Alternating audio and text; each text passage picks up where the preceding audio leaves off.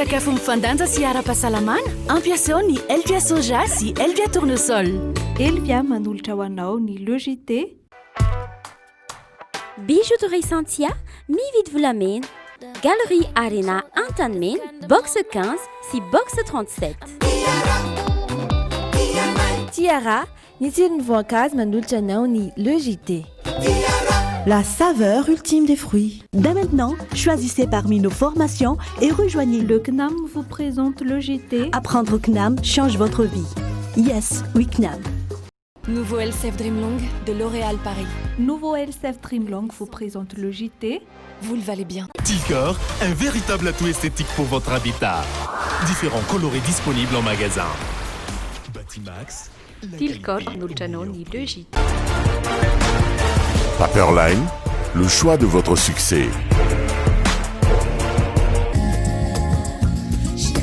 Stylo Schneider manolotra ho anao ny le JT. Miaraka aminao isan'andro ny stylo Schneider antoko ny fahombiazanao. Les dernières actualités avec le JT et la carte Visa Mvoul. La carte Visa Mvoul, une carte internationale, sans engagement, sans compte bancaire. Le monde entier accepte Mvoul.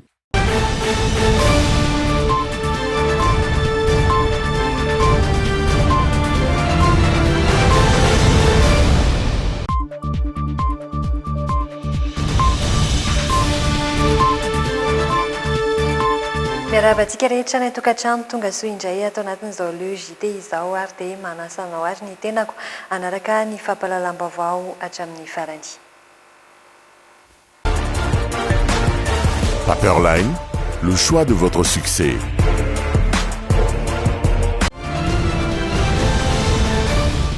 Atolotra anao avy hatrany ary ireo lohatenim-baovao amin'ity an'ity. Nanomeny eviny manoloana ny teti-bolan'ny anteny Merandoholona izay tsy mbola nivoaka hatramin'izao fotoana izao ny HCDDUD androany. Nilaza fa tsy misy eto Madagasikara ny tany tandalana sy ny demokrasia ka mitaky ny ampiarana izany izy ireo. Any Toamasina, fiara iray nanaovana fanandramana no nahavoadona cyclobus miisa 4 sy moto iray manoloana ny fiantsona ny taxi Brosomaly Tolakandro. Vehivavy iray no maty avy hatrany vokatry ny ratra izay nahazo azy. Apetraka manomboka izao ny lamima maharitra hiadina amin'ny tsy fanjarian-tsakafo any Atsimo araka ny filakevitry ny minisitra izay nivoaka omaly.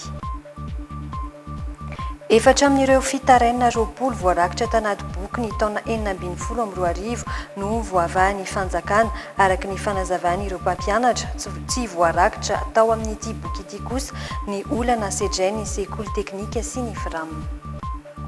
Anisan'ireo satino-baovao arahanao atao anatin'ny le JT ireo ary dia mbola anasananao anarak'izany hatramin'ny farany. Isaina no mahazava baovao isan'andro. Premier Plus, miatsara trany ho an'ny fahombiazanao. Premier Plus, dans la vie, il y a les premiers et il y a les autres.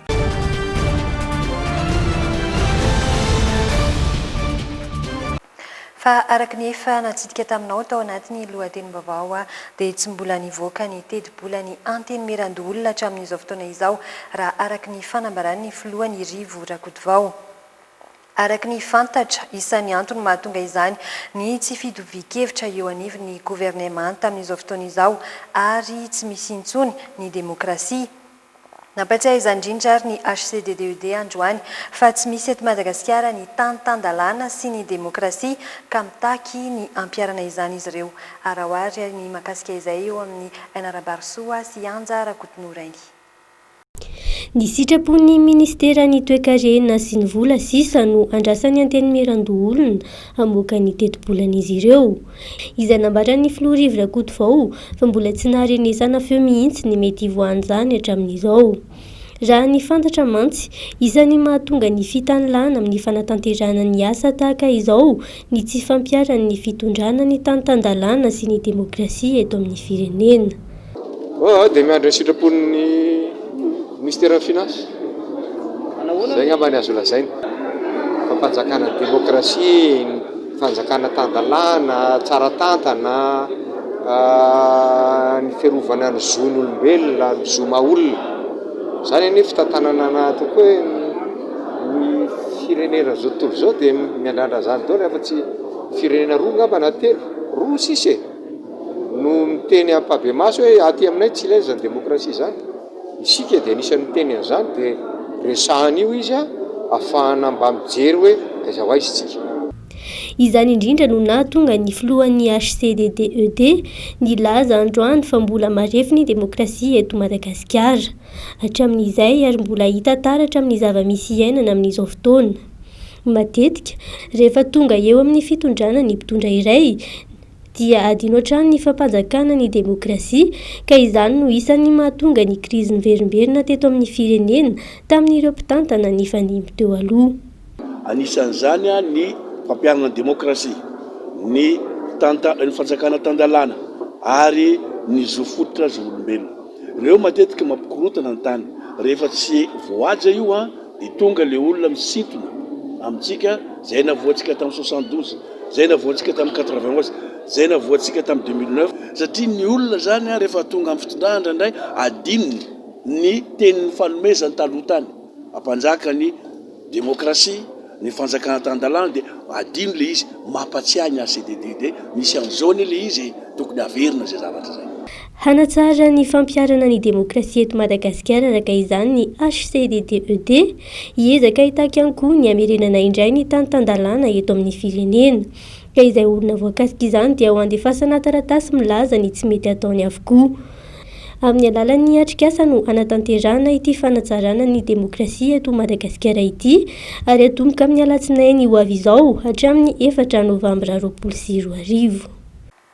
Fa taoriny ny fanadihadiana nataony Bionco dia fantatra izao fa nahitra amponja vonjimaika ny lehibe ny fonja ao Ambadiboiny. Fanararota-pahefana amin'ireo voafonja no ny ampangana azy nomena alalana ny ampanofatany amin'ny mpamboly ao an-toerana izy amina velarantany mirefy 300 hektara.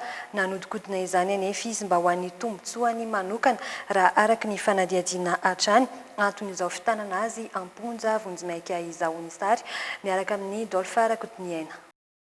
Maro no ny ampangana ny lehibe ny fonja ao Ambadiboiny izay mifandray amin'ny kolikoly. Antonina ampidirana amponja vonjimaika azy. Voalaza ho nanodikodina ny tombotsoan'ny gadra mba ho azy manokana izy ary nivadika tamin'ny fifanarahana. Raha araka ny fanazavana mantsy dia nomena alalana ny ampanofatany amin'ny mpamboly ao an-toerana izy amin'ny velarantany 300 hektara. Manokana 400 kilao isaky ny hektara amin'ny vokatra kosa izy anefa ho takalon'izay. Anampiana ny gadra ny sakafony no anton'izay raha araka ny fanazavana. Taty aoriana rehefa nandeha ny fanadihadiany Bionco dia fantatra fa amidiny lehibe ny fonja ao Ambadiboiny io mba ho azy manokana ny vokatra sasany. Nampiakarina fampanohavana tamin'ny voalohan'ny volana Oktobra lasa teo ary ny raraka izao no tanana amponja vonjimaika izao ny lehibe ny fonja ao Ambadiboiny. Hatreto dia mbola io fanararota-pahefana io no ny ampangana azy. Ho an'ny Tomasina kosa indray isika ao anatiny ity vaovao manaraka ity. Fiara iray nanaovana fanandramana no nahavoadona cyclopus misa 4 sy moto iray tao Toamasina manoloana ny fiantsona ny taxi Brosomaly Tolakandro. Vehivavy iray no maty avy hatrany vokatry ny ratra izay nahazo azy. Olona 7 ankoatra izay ihany koa no naratra. Nitsoaka ny mpamily saingy azo ihany taoriny ny fanenjehana azy. Ary dia hoarahantsika ato anatin'ity vaovao izay tateriny Rémy Prudence Irindra Tahiry sy Rivinirina Tekaleody ny Antsipriany izay vaovao izay. Omaly tokony ho tamin'ny 2:10 minitra no nisy fiara andrimorimo tamin'ny boulevard Andevranto, lalan'izay misy lavadavaka manoloana ny tompo fiantsonan'ny taxi Brosy miazo ny lalam-pirenena fahadimy ao Toamasina. Araka ny filazan'ireo niaram-boiny, tsy eny ny fiavian'ilay fiara avy any aoriana. Taorian'izay, cyclopus misa 4 sy moto iray teo anoloana no indray voafoaka. Olona 7 no voadona ka vehivavy iray 420 taona nitondra moto no maty tsy tradrano. Olona iray hafa tsy nahatsiaro tena ary olona 7 ankoatra azy no naratra mafy ary mbola manaraka fitsaboana eny amin'ny hôpitaly. Tômôbily zany boaka farany. Iaho zany aloha tômôbily avy farany.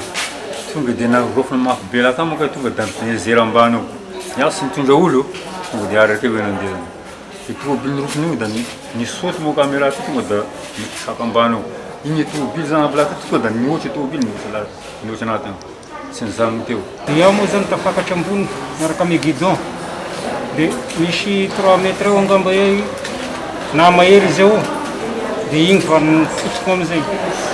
dia échantre roy zany tonga dia fetaka koisy aby dia tonga kola tambony ery koa zany nanovako nivadika amizay zany aho dia izay nahavolako échantre aloha koa forotro koa dia igny vao mialana igny amizay tonga dia namonjy amin'ny sisiny agny koa izy isaika natao andrana mialohan'ny hividianana azy ity namodoza ity nikasy tsoky ilay mpamily taorian'ny tranga ka nenjeny ireo manodidina vaky no ny atezeran'izy ireo ny fitaratra satria nisy ny nitorabato saika niara amin'ny fitsaram-bahoaka ihany koa ilay mpamily izay raha ny fantatra dia nahenona fofona alikaola efa nisy olona nametraka kodiarana mantsy saika andorona azy velona tsy tontosana efa izany satria tonga raha-potoana mpitandro ny filaminana fiara io a dia fiara atao ese fa isy vidy le fiara dia anao ese dia nandeha amin'ny lalana dia miteraka loziny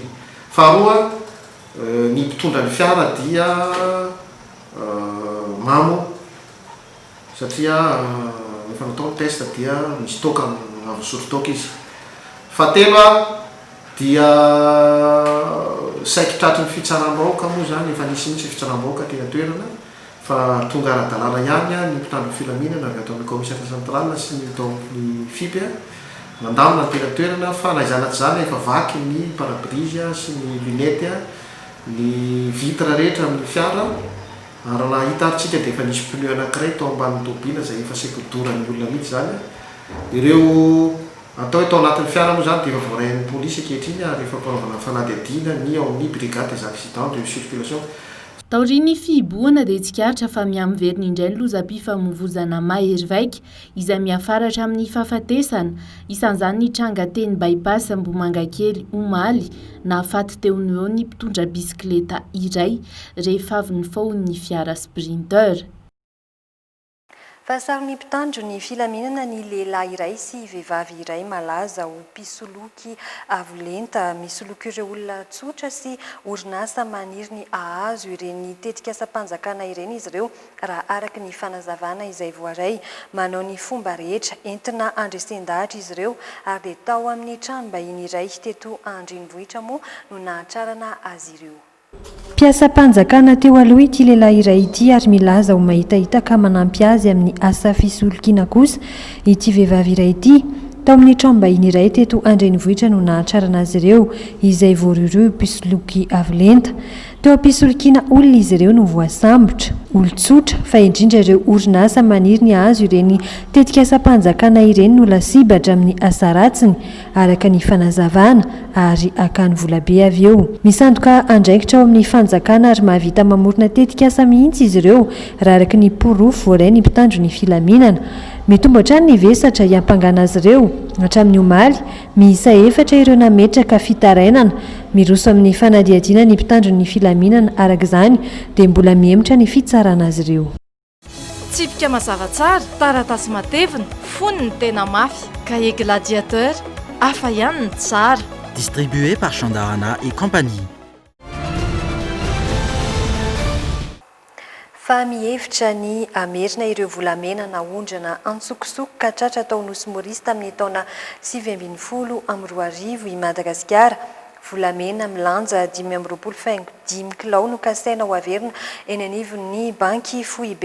Fantatra fa ministera 4 no ifandrimbona amin'ny dinika ara-diplomatika miaraka amin'ny Nosy Maurice mahakasika io famerenana io fanazavana.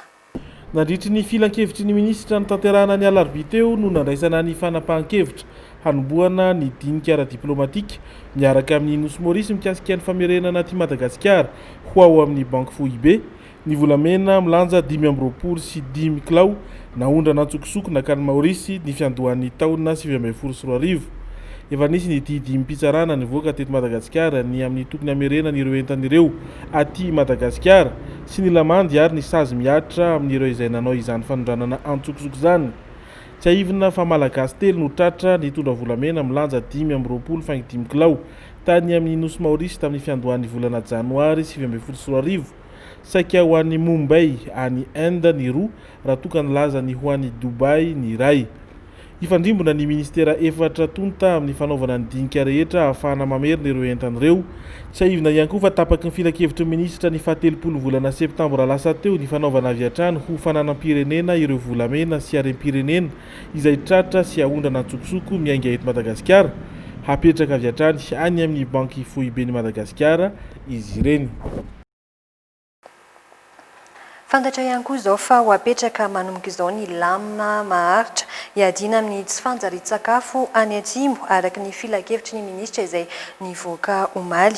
Isan'izany ny fanomezana sakafo ara-pahasalamana sy fanafody fitsaboana anarenana ny ara-tsakafo any Ambovombe, Tsiombe, Ampanihy, Belo ary Ambosary Atsimo. Amin'ny 12 ny volana oktobra ho avy izao ao anatin'ireo tetikasa telo nambara fa tsy maintsy ho tanterahana ary dia ho tateriny Aina Rabarso sy Rivinirina Tekareony Antsipriana izay. Tetikasa telo manomboka izao no vinavinaina apetraka mba ho vahaolana maharitra hiadina amin'ny tsy fanjarian-tsakafo any Atsimo. Misy ny tetikasa foiezaka, antenatenanezaka ary lavitrezaka. Araka ny voalazan'ny filakevitry ny minisitra omaly dia ny tetikasa foiezaka no atomboka amin'ny 12 ny volana oktobra ho avy izao any Ambovombe, Tsiombe, Ampanihy, Belo ary Amboasary Atsimo. Ho apetraka any amin'ireo toerana ireo ny centre de réhabilitation nutritionnelle intensive et médicale, ny banque alimentaire, dokotera mpitsabo, ny fanomezana sakafo ara-pahasalamana sy fanafody fitsaboana hanarenana ara-tsakafo. Tsy maintsy mipetraka amin'ny daty voalaza io ihany koa ireo toerana fandraisana ireo mponina hiarany tsy fanjarian-tsakafo any an-toerana. Apetraka izy ireo ny ankizy izay tsy ampy sakafo rehetra ampidirinao lanjaina ary omena ny sakafo manome fanampy anareo fa afaka 5 andro reny ankizy izay tsy afaka mitsangana reny satria misy fandaharana ara-tsakafo manokana omenan'izy reny sakafo maraina, sakafo atoandro, sakafo hariva afaka 5 andro dia ijoro izy reny ary salama. Fa ankoatra izay, hitondra ny anjara-birikiny amin'ny tsy fanjarian-tsakafo misy any Atsimo ihany koa ny eo anivon'ny ministeran'ny fahasalamam-bahoaka. Teboka maromaro no nambaran'ny minisitra fa entina nampiana ireo kere any Atsimo ireo. Voalohany, ny fijerena tsirairay ireo olona tena hiaran'izany indrindra fa ny ankizy. Eo ihany koa ny fanomezana fanafody mifanaraka amin'ny toe-batan'ny tsirairay. Horaisin'ny ministeran'ny fahasalamam-bahoaka ihany koa ankoatra izay ny fitsaboana ireo aretina rehetra mpahazony any Atsimo toy ny tazomoka sy ny fivalanana. Be dia be ireo izay niara-nidina ary niara-niatrika an'izany tsy fanjarian-tsakafo zany. Fa nandraikitra ny tena manokana moa dia ny département ny fahasalamam-bahoaka dia tany dia nisy andraikitra manokana koa zany izay mifanaraka amin'izany département izany. Ny anjaran'ny fahasalamam-bahoaka moa zany dia lay mikaroka an'ireo olona izay azony tsy fanjarian-tsakafo indrindra fa ny ankizy fa ao anatiny koa zany dia misy ireo lehibe izay tratra. Ary ao anatin'ny zavatra zay dia ny andraikitra faharongezabe dia ny fandraisana an-tanana an'izay karazana fanomezana ny fanafody izay mifanaraka amin'izay tsy fanjarian-tsakafo zay. Satria misy klasiny ireo tsy fanjarian-tsakafo ireo araka ny taonany, araka ny fomba fisehony dia tsy maintsy raisina mifanaraka amin'izay. Ary ny fanjarian-tsakafo moa zany ny tsy fanjarian-tsakafo dia misy fiantraikany eo amin'ny vatana. Dikan'izany zany dia tsy maintsy raisina izy ireny zany an-tanana koa reny fiantraikany reny zany. Isan'ireo tetikasa ny tenatenanezaka sy lavitrezaka vinavinaina ho tanterahina kosa ny famaritana ny toerana amindrahana ireo mponina, ny fametrahana toerana fanofanana amin'ny fambolena sy fiompiana ary ny ozinina mpamokatra rano fisotro ho an'ny mponina sy ozinina mpamokatra sakafo azo ahodina toy ny vovokatsaka sy raketa mena ary ny maro hafa araka ny fanambarana navoakan'ny filakevitry ny minisitra hatrany.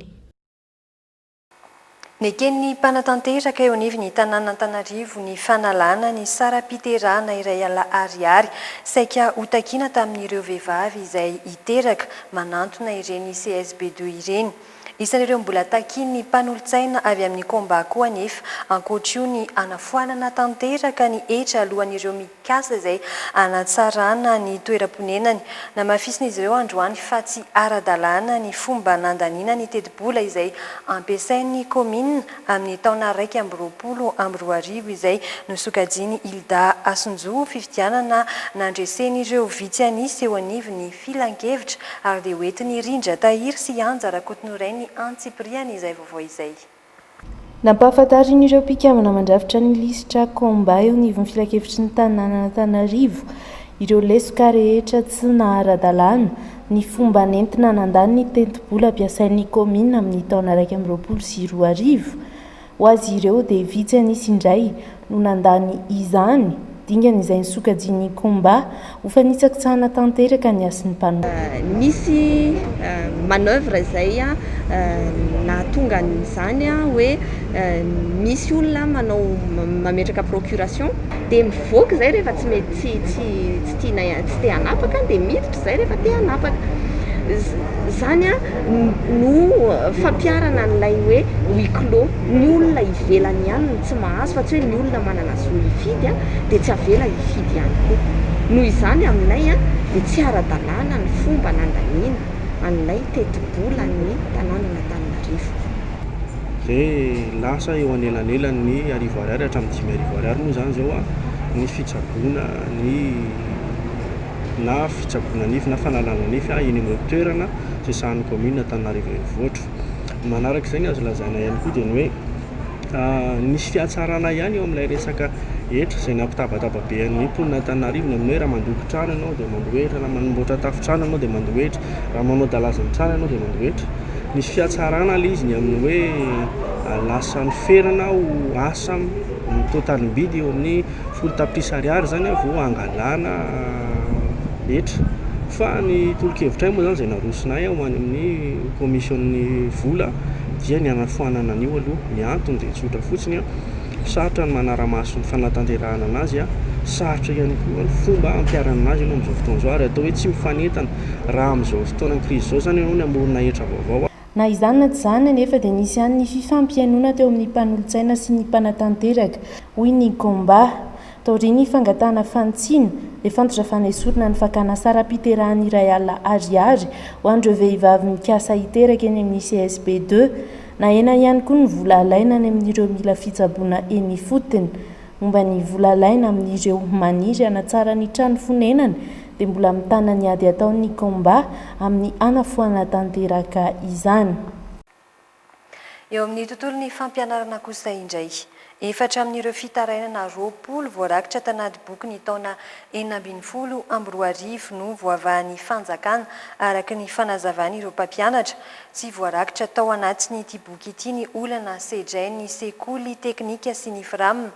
Nanangana komity izy ireo mpampianatra sy ny sindika isana ny fandraiketana an-tsoratra ireo fitarainana vaovao ho atao anatin'ny boky vaovao ary alefa any amin'ireo tompony andraikitra maefa isan-karazany eo amin'ny sehatry ny fampianarana ary dia hoentiny feno aja Ariana sy Stéphane Rakotomalala amintsika ny Antsipriany izay vaovao izay. Maro ireo olan'ny fampianarana tsy voavahan'ny fanjakana hatramin'ny taona 2024 taona namoahana ity kahie mirakitra ny fitarainan'ireo mpampianatra ity. Mahazo ity kahie ampitarana ity avokoa ireo andrim-panjakana misana ny fampianarana eny hatrany amin'ny fitondram-panjakana. Tsy nisy atsasaka ireo fitarain'ireo akory anefa no voavaly hatramin'izao. Mangataka izareo mba ho elana amin'izay ilay fanaovana hoe tontolo politika nisy seha-panabeazana ao anatin'ity zany izay tsy ny CONAMEP akory no miteny izay fa ireo mpampianatra mivondrona ao anatin'ny syndicat sy ny association. Tamin'ny 20 zany dia nisy efatra ozy efa voavaly dia nilazainy teo ilay izy fa nisy indray ny forum régional nataon'ny CONAMEP tany amin'ny faritra Sofiane natao zany namorina ny solon-tena-paritra dia nisy doléance fitarainana 7 indray ny Potraviany dia raha 9 miampy 7 zany telo amby 20 nefa koa nandritra ny dinika teto dia efa nisy fitarainana maromaro. Ny ady hevitra ny ananganana na tsy komity sanany fandraketana ireo fitarainana fito vaovao amin'ny mpampianatra ao anaty kahie vaovao taona 2024 izy ireo androany. Mila jerena ny fampianaran'ireo mpampianatra mialohan'ny irosoana amin'ny dingana hafa ho izy ireo. Misy lanjany lehibe eo amin'ny sehatry ny fampianarana ny famahana ireo olana voarakitra anaty fitarainana. Ity kahie ity zany dia narafitra ireo mpampianatra mivondrona anaty fikambanana syndicat plateforme. Zany hoe voasoloteno avokoa zany na ny primaire, ny secondaire, ny lycée fa ny teknika no tsy nisy tato. Fa ny zavatra nefa dia mahakasika amin'ny mpampianatra rehetra. Ohatra fotsiny zany zao hoe ny fitakiana ny grille indiciaire unique ho an'ny fonctionnaire. Dia zany zao anisan'ny fitakiana izay efa hoe mahavaivay an'taon'ny mpampianatra. Dia voarafitra atao anatin'ity zany ireo endrim-pitakiana entina anatsarana ny farim-piainan'ny mpampianatra, ny fomba hoentin'ny mpampianatra miasa sy ny kalitao ny fanabeazana omen'ny mpampianatra. Tafiditra ao anatin'ny fankalazana ny andron'ny mpampianatra ity fihaonana teo amin'ny solontenan'ny mpampianatra, solontenan'ireo fitoeran'ny mpampianarana sy syndicat ary ny CONAMEPT ary vovonana maro samihafa androany teo Anosy. Vaovao mahakasika ny fanatsarana izay tontolon'ny fampianarana izay hatrany. Nahazo W miisa 100 avy amin'ny faritra Analamanga ny CEG lazaina ao amin'ny commune Anosy Avaratra. Entina ampivoarana ny fampianarana sy anampiana sy anoloana ireo WC mba ao amin'ny sekoly ireo W vaovao ireo raha araka ny fanazavana izay hoentiny fenoaza ariana sy anjara kotonoraina atao anatin'ity fanadiadiana manaraka ity. Tamin'ny taona 2024 no nahazo CEG teto lazaina. Nanahirana ny fampianarana noho ny faharatsian'ny fitaovana miasa isaky ny efitrano. Tao anatin'ny 12 taona, tsy nisy ny fanovana ireo W mpianatra na n'indray mandeha aza. Ezaka anivitan'ny sekoly hatramin'ny nijoroany ny fananganana efitrano vaovao. Raha jerena zao ny table banc ato aminay zany ny ankamaroany zany efa clodoka efa potika satria tamin'izy ireo hatramin'ny 2009 zany zay sokafan'ny sekoly dia simba zany tapaka ao ny tapaka dia raha deux places zany izy io dia ny mipetraka amin'iny deux places iny ankizy efatra no mipetraka amin'iny satria efa miakatra dia miakatra nisan'ny mpianatra efa mahatratratra ny 500 izy zao fa ny W nianarana teto zany mbola tamin'ny salina efatra foana zay na vita salina anankiroa tsisy W tao anatin'izay. W miisa 100 ireto azon'ny sekoly reto avy amin'ny faritra Analamanga entina amporisihana ireo mpianatra azoto hamonjy sekoly. CEG anisan'ny manana mpianatra be indrindra eto amin'ny commune Anosy Avaratra ny CEG lazaina. Mizara ny hevitry ny mpiasa ao amin'ny orinasa Croma amin'izao fotoana izao manoloana ny fitakiana izay ataon'izy ireo. Nilaza ireo mpiasa sasany fa manery azy ireo tsy hiasa ny délégué ny mpiasa amin'izao fotoana izao. Ity farany izay voalaza fa efa lany ny fehim-piasany nanday izay ny délégué ny mpiasa androany ary nanamafy fa mbola nisy ny fifidianana. Fa tsy mbola nisy ny fifidianana délégué ny mpiasa ny Croma ary dia hoarahantsika ary ny fanazavana mahakasika izay. Na dia mizara aza hoy ny fanambarana ireto délégué ny mpiasa ny Croma ireto ny hevitry ny samy mpiasa ao amin'ny orinasa io dia mitohy hatrany ny fitakian'izy ireo. No amafisiny androany fa tsy mbola lany ny fehim-piasan'izy ireo ka mitohy ny tolona isan'izay ny amin'ny tokony andoavana ny karama amam-bolana fa ihany koa ny fanodinana ny orinasa. Raha ny voalaza ny convention collective na ny fifanarahana ombonana eo anivon'ny Cromita malagasy aloha amin'ny andininy fa 720 dia roa taona ny faharetan'ny fehim-piasan'ny solotena mpiasa.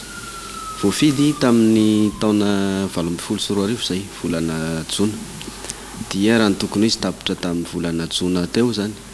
Fa ity note ity circulaire avy any amin'ny ministère ny asa ity, circulaire numéro 030 MTEFPLS/SG/DGTLS/20 objet prorogation de la période électorale. Ity zany no manitatra ny fehim-piasan'ny solotena mpiasa rehetra mandra-pisin'ny fifidianana. Zay ny voalaza atao anatin'ity. Noho izany zany ny filazana hoe lany aloha ny fehim-piasan'ny anay délégué de personnel dia tsy mitombona ilay izy. Vahaolana narosiny ireto délégué ny mpiasa ny Croma ireto ny tadiavana mpividy ireo tahirina Chrome ahafahana mampodina ny orinasa saingy hatreto tsy mbola nisy valiny izay. Efa nandrososikevitra maromaro ny délégué ny mpiasa ny Croma mba ahafahana mampandroso ny orinasa. Zay moa mahevitra ny hevitra ny zavatra tsy zaranay dia mitaky ny anodinana ny orinasa kromita malagasy sy mitaky ny karama zay dia mifampiresaka isan'andro zay sy ireo olona zay atao hoe manohana ny tale général reo olona azo lazaina hoe vitsy izy ireo nefa ao anatin'ny fiarahamonina sy ao anatin'ny asa mpiara-miasa ihany dia mifampiresaka zay ary zareo dia miteny tsara fa tsy manohana ny tale généraly amin'izao zavatra ataon'izao zareo fa miaraka aminy hoe hitady vahaolana fa raha ny filazany 5 zay no vahaolana efa narosony proposition de plan efa narosony fa tsy nisy nekeniny teo anivon'ny filan-kevim-pitantanana. Andrasana ireto délégué ny mpiasa ireto ny anoloana ny tale général ny orinasa Kroma amin'izao fotoana izao. Isy ny fanambarana ho ataon'izy ireo atsoatsy mahakasika ny zava-misy ao amin'ny orinasa. Vaovao mahakasika ny fahasalamana kosa indray fanamby goavana apetraky ny ministeran'ny fahasalamam-bahoaka sy ireo mpiara-mombona antoka aminy ny tsy hiverena ny valanaretina poliomelita na ny kotrotro eto Madagasikara intsony. Taorin'ny efa nandresena izany tamin'ny taona 2012 nanapa-kevitra ny ampiditra ny fatra faharoa na ny rappel ny vaksiny fanefitry ny kotrotro ny fiarovana ny zaza malagasy izy ireo. Rappel izay nampidirina ao amin'ny tetiandro vaksiny izay fanao andavanandro. Efa nazo ny fankatoavana iraisam-pirenena indrindra fa ny OMS mikasika ny nafongana tanteraka ny aretina polio i Madagasikara ny 20 Jona 2012 anohizana ny ezaka tao amin'ny fampitsarana ny tranga vaovao ny kotrotro dia miditra amin'ny hetsika fanaova vaksiny fampidirana ny fatra faharoa amin'ny vaksiny polio ny ministeran'ny fahasalamam-bahoaka amin'ny alalan'ny sampandrara momba ny vaksiny na ny DPEV. Raha ny antotany safara ny eritaona lasy izay dia tafiakatra hatrany amin'ny 740 sy 100 sy 4,4 sy 4 hetsy ny olona voan'ny kotrotro teto Madagasikara. Ankizy raha ny marimarina kokoa ka 10 sy 700 amin'ireo ny fahafatesana vokatra izany izany hoe avoefatra noho ny fahafatesana nateraky ny COVID-19 antony mahazava-dehibe ny tsy maintsy anaovana ny rappel na ny VAR 2. Tsy le fanaovam-baksiny fa obe zay manenjika ao anatin'ny fotoana fohy fa fampidirana mihitsy ny fanaovam-baksiny adina amin'ny kotrotro ao anatin'ny fanaovam-baksiny andavanandro. Activité de routine no mahazatra atsika ary manomboka amin'izao volana oktobra izao zany dia manerana Madagasikara isa-taona dia isy izany fanaovam-baksiny ny zaza 15 ka hatramin'ny 20 ny volana. Ireo zazakely eritaona sy 3 volana hatramin'ny eritaona sy tapany no kendrena manokana anao izay vaksiny izay noho izy ireo efa nahavita sy nahazo ny fatram-baksiny voalohany na ny VAR 1 tamin'ny 6 volana. Ny rappel izay atao maimaim-pony eny amin'ireo tobim-pahasalamana. Raha misy nefa tara na tsy nahavita ny fanaovam-baksiny voalohany dia raisina tanandroa foana eny amin'ireo tobim-pahasalamana fa izany hoe melanelana 2 volana ny fandraisana ireo vaksiny kotrotro ireo. Ny tsara marina moa dia tsindrina izy io zany eo amin'ny sandry akavanana no anaovana izany fanaovam-baksiny izany. Mety mipetraka amin'ny fanontaniana hoe fa maninona moa no efa nahazo ny vaksiny kotrotro tamin'ny taona lasa dia anao indray isika amin'ity. Izay zany ilay fanamafisana ny hery fiarovana eo amin'ny zaza satria ny 520 no tena mahazo izany fa ny 520 zany dia tsara mahazo izay fanamafisana ary ny ankizy rehetra mihitsiny dia tsara zany mahazo izany fanamafisana izany ka dia manentana ny ray aman-dreny zany mba hitondra ny zanany eny amin'ny tobim-pahasalamana. Afaka miresaka amin'ireo mpanentana ara-pahasalamana isika, afaka mametraka fanontaniana koa amin'ireo mpiasa amin'ny fahasalamana izay vonona mandrakariva andray antsika. Ny tena mahazatra antsika moa zany amin'ity fanaovam-baksiny fanondroany ity dia le hoe rappel. Efa betsaka ny ray aman-dreny nangataka hoe mba hanaovana rappel izahay ary rehefa manao rappel dia mandeha mividy vaksiny any amin'ny toerana hafa zany izay tsy han'ny fanjakana lafo de lafo nefa nandray fanapa-kevitra moa zany a fa omena maimaim-poana ny fanaovana zany rappel izany. Aretina marobe mahery ny folo ankoatry ny kitrotro no voasoriky ny fanaovam-bakisiny ho an'ny zaza mialohan'ny 15 taonany noho indrindra no anentana ny DPV ny ray aman-dreny rehetra avitrika hitondra ny zanany amitatra amin'ny faran'ireo karazam-bakisiny na izany fanao mahazatra na izany amin'ny alalan'ireo fanentanana faobe. Betsaka moa ny aretina izay asoroana fanaovam-bakisiny efa misy 1.2 izy ireo ankoatra ny kitrotro izay resahantsika ity ary tafiditra eo amin'ny fanaovam-bakisiny mahazatra eo ny fiarovana amin'ny tuberculose ny koadava reny ireo aretin'ny aty isan-karazany ny hepatita ny diphtérie ny tétanosy izany rehetrarehetra izany ao koa moa ny pneumonie sy ny areti-tsofina rehefa tsy manao le vaksiny isika dia vidina lafo izany voatery miditra hôpitaly na tena sanatria fahafatesany zaza nefa ny fitondram-panjakana zany dia manome antsika vahaolana amin'ny fanaovana azy ity ary eny fa na dia ny meningite arany izay aretina mahatonga fanitona sy aretina mafy be dia voasoroka amin'ny fanaovana ny vaksiny. Isandreo manana vaksiny tsara kalitao i Madagasikara. Ezaka manokana nataon'ny ministera ihany koa ny fampanarahana ny fitahirizan'ireo ranom-panafody ho araka ny fenitra tokony ho izy. Tato anatin'ny taona maromaro teo no efa nisy ny rafitra manokana misahana ny fitsirihana ny vaksiny izay aparitaka manerana nosy indrindra fa any amin'ireo toerana tsy maintsy andehanana andro maromaro. Ireo rehetra ireo no isan'ny manome antoka sy mitondra fanazavana manodidina ny tsao na resaka momby izay fanaovam-bakisiny izay. Misy ny filazana fa hoe tsy mampiteraka ny vaksiny hoe ilay ankizy kely atao vaksiny zany rehefa lehibe izy dia tsy miteraka, tsy marina mihitsiny izany filazana izany. Ireo zaza atao vaksiny ireo ary no salama sy dongadonga ary reny ny azo lazaina hoe fakavady angambany satria salama tsy faharofy hatramin'ny mbola kely.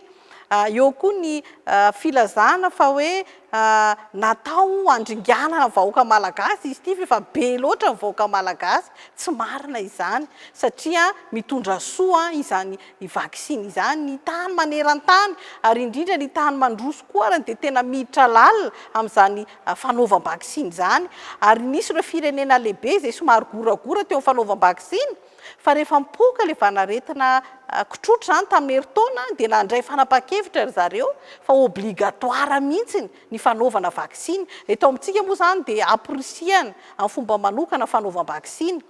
Misy koa ny mieritreritra fa hoe alefa fotsiny ataon'ny fireneny dehibe fakana vola ty amin'ny tany sahirana fanaovam-vaksiny tsy marina izany. Efa misy ny antotanisa izay milaza ny pirofo hatramin'ny ampidirana fanaovam-vaksiny dia ny hena be izany aretina izany. Ary hitantsika ary teto Madagasikara tamin'ilay valana aretina kitrotro tamin'ny taona lasa 2 herinandro fotsiny tao aorian'ilay fanaovam-vaksiny faobe dia tonga dia nilamina tanteraka ny fahasalamana zany isaky ny faritra izay nitondrana izany fanaovam-vaksiny zany. Eo koa ny lafin'ny ara-pivavahana izay milaza hoe mampiseho tsy finoana ny fanaovam-vaksiny satria tsika efa mino an'Andriamanitra. Andriamanitra nefa manome fahaizana, manam-pahaizana sy mpikaroka rehetra amin'ity vaksiny ity zany dia mitondra fahasoavana ho an'ny zanantsika rehetra ka dia manentana antsika rehetrarehetra zany mba hiady amin'izany tsao momba fanaovam-vaksiny izany. Fa raha ohatra ka tena tiantsika ny zanantsika dia ny fanaovam-vaksiny ny anisa fanomezana voalohany omentsika ireo zaza ireo. Misy isan'andro eny amin'ireo tobim-pahasalamana rehetra ary maimaim-poana ny vaksiny fanamafisana ny fanetifitriny kitrotro na ny vary. Zaza vita vaksiny, salama, mavitrika, kinga saina. Vaovao mahakasika ny fivoarany tsy mikaretina coronavirus eto Madagasikara. 2 indray ny isan'ireo olona vaovao voatilo mitondra ny tsy mikaretina atao anatin'ny 420 raha farany. Raha olona miisa 2.3 sy 300 no nanaovana izay fakana singa izay. Tsy nisy ny ainana fohy ary mijanona ho 20 ireo marary misy fahasarotana eo amin'ny sorotsaretina. Ny tombo 200 ny sitrana Somatsara ary ny hena 120 ny marary izay mbola manaraka fitsaboana ary dia hoentiny aina Rabarososy Anja Rakotony iray ny antsibriana izay. Mbola hitam-pihenana ny antotanisa mahakasika ny valanaretina Covid-19 eto Madagasikara androany alakamisy 9 Oktobra. 2 indray ireo voatily fa mitondra ny tsimikaretina raha 2.3 no natao fitiliana tao anatin'ny 420 farany. Ny 7.3 amin'ireo dia fitiliana PCR ary ny 5.0 kosa dia fitiliana Gene Expert. Fantatra fa avy eto Analamanga ny 3, avy any Vakinakaratra ny 1, Aloatra Mangoro ny 1, Matsiatra Ambony ny 3, Atsimo Andrefana ny 1, Menabe ny 1, Diana 4, Sava 1 ary nandray ny zotra avy any Toliara sy Tolanaro ny 2 farany. Olona 2 kosa no nanampy ireo sitrana somatsara androany. Ny 9.20 indray araka izany ny marary mbola manaraka fitsaboana ka miisa 770 izy ireo ankehitriny. Mijanona 20 kosa ny isan'ny marary misy fahasarotan'ny sotraretina tsy nahitana olona namony ainy vokatry ny Covid-19 ihany koa androany. Hatramin'ny volana Martsa 4,591 alina ny isan'ireo olona efa nitondra sy mbola mitondra ny tsimikaretina coronavirus teto Madagasikara ary 5,700 no efa namony ainy. 795 alina kosa no efa sitrana ka tsy atahorana ny amindra intsony. Ilaina hatrany ny fitandremana manoloana izany rehetra izany. Any ivelany kosa indray saingy mifandray amin'izay valanaretina coronavirus izay hatrany. Tsy mitsahatra ny fiparitahan'ny tsimikaretina coronavirus ao amin'ny Maison Blanche taorian'ny voany Donald Trump ny hôpitaly Afakomaly dia fantatra ihany koa izao fa avony mpanolotsaina isan'ireo akaiky indrindra tamin'ny flo amerikanina. Izany na tsy izany dia nanamafy ny ekipany Donald Trump fa mihodina tsara ny gouvernement tarihana dia eo aza izay aretina izay ary dia azo ary ny fanazavana mahakasika izay. Mihoatra ny neritreretina ny zava-misy ao Washington, ankoatra ny Melania Trump, ny mpitondra tenin'ny Maison Blanche, vehivavy iray isan'ireo mpanolotsaina akaiky amin'ny flo amerikanina sy ny talen'ny fampelezan-keviny ihany koa dia nanamafy ny fahazoan'ny tsimikaretina Covid-19 ny mpanolotsaina Stephen Miller. Namafisina ny fahadiovana tsy tapaka n'ireo efitrano fiasana rehetra ao anatin'ny Maison Blanche, indrindra fa taoriany nandozan'i Donald Trump ny hôpitaly izay nitsaboana azy sy niverenana avy hatrany tao amin'ny birao ny alarobia lasa teo. Tena tsara ny fandraisana an-tananana ataon'ireo mpiasan'ny fahasalamana rehetra tany. Betsaka ihany koa nefa ny zavatra fantatro momba ny coronavirus. Ny tena azoko antoka aloha dia ny hoe aza vela mandresy anareo io aretina io. Aza matahotra fa horesinareo io. Don't be afraid of it. You're going to beat it. 3,705 alina ny isan'ireo mitondra ny tsimikaretina coronavirus ao États-Unis. Isy izay niakatra indray tato anatin'ny 4 andro monja. Maneran-tany kosa dia mahery ny 770 tapitrisa ny tranga voamarina raha toa ka mahery ny 905 alina sy 1 tapitrisa ireo namony ainy vokatry ity tsimikaretina ity. Fatafiditra ao anatin'ny fandaranasa ny stara ny fijerena ny sehatry ny fahasalamana fanampiana mitetina $3 no nomena ireo toeram-piterahana eny anivon'ny hôpitaly ao Toliara, Nikalamavony ary Maintrano anampy amin'ny fanatsarana ny fiatrian'ireny ny fiterahana sy ny fahasalaman-jaza ireo fitaovana ireo ary dia hoety ny fenoaja Ariana sy Dolpha Rakotiniaina ary ny Antsiprieny izay vaovao izay. Sakafo fitaovana tsy maintsy ilaina ao amin'ny toeram-pitsaboana avokoa ireto fitaovana avy amin'ny orinasa Star sy ny Fondation Coca-Cola ireto mitentina $3 amerikanina na manodidina ny 520 tapitrisa sy 1 miliara ariary. Fitaovana manampy amin'ny fisefoana, lamba firakotra, farafara, fitaovana fakana rà sy fanangonana izany, fitaovan-jazakely maro isan-karazany toy ny couveuse, fitaovana ampiasana amin'ny fandidiana, ondana sy ny maro hafa. Toeram-pitsaboana 3 no azo azy ny CHU Toliara, ny CHRR ny Nikalamavony ary CHRD Maintrano. Safidy izay dia mihoatra filana angamba sy ny atao hoe filan'ny hôpitaly tsirairay tsapa izany fa ireo hôpitaly anankitelo ireo dia somary atao hoe mila bebe kokoa izay fanampiana izay izay moa nandrisy ny orinasa star sy ny fondation Coca-Cola no safidy mihoatra amin'izay filana izay. Fiara-miasa eo amin'ny orinasa Star sy ny Fondation Coca-Cola miaraka amin'ny Ministeran'ny Fahasalamam-bahoaka no soniavina tamin'ny volana May ity fanampiana ara-pitaovana ity. Zava-dehibe ho azy ireo ny fanomezana lanja ny maha-olona, anisan'izany ny fitsinjovana ny fahasalaman'ny reny sy ny zaza. Tahaka ny mahazatra ary dia omenanao indray ny vinavina ho mety toetry ny andro ho an'ny raha-pitso. Paperline, le choix de votre succès.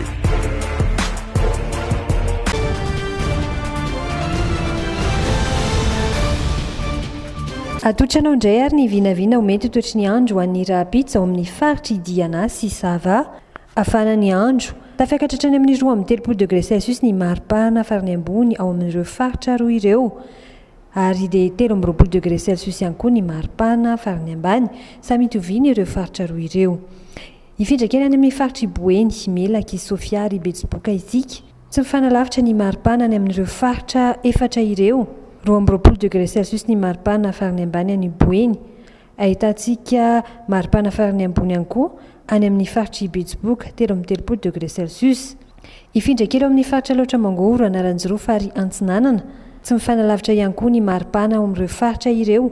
3-4 ny maripana farany ambony any Analanjirofo, raha toa ka 2-4 ny maripana farany ambany any Aloatra Mangoro sy Antsinanana. Any amin'ny faritry Bonglava, Itasy, Analamanga ary Vakinakaratra kosa indray. Isy ny Rotsakorana amin'ny faritra Analamanga, Vakinakaratra ary Itasy, 4-4 ny maripana farany ambany hitantsika izany amin'ny faritry Vakinakaratra. Ho an'ny eto Analamanga kosa indray dia 5-4 ny maripana farany ambany, raha toa ka 5-4 ny maripana farany ambony. Ifandimy kosa ny Rahona sy Masandrany amin'ny faritry Bonglava, 4-4 ny maripana farany ambany, raha toa ka 4-4 ny maripana farany ambony. Any amin'ny faritry Menabe, Atsimo Andrefa, Androy ary Anosy kosa indray dia ibalika ny masoandro arak'izao hitantsika izao, na dia somary misy ihany ary ny tandrifondrahona kely. 5-4 ny maripana farany ambany, raha toa ka 3-4 ny maripana farany ambony any amin'ny faritra Anosy. Dia izay indray ary no masaka azona tolotra tompokilasy tompoko vavy manome fotoananao ny tenako ho an'ny raha-pitso ao anatin'ny LEJT hatrany. Mitohy kosa nefa ny fandarana eto amin'ny Joimina izay mbola anasananao tsy saraka aminay hatramin'ny farany. Veloma tompoko.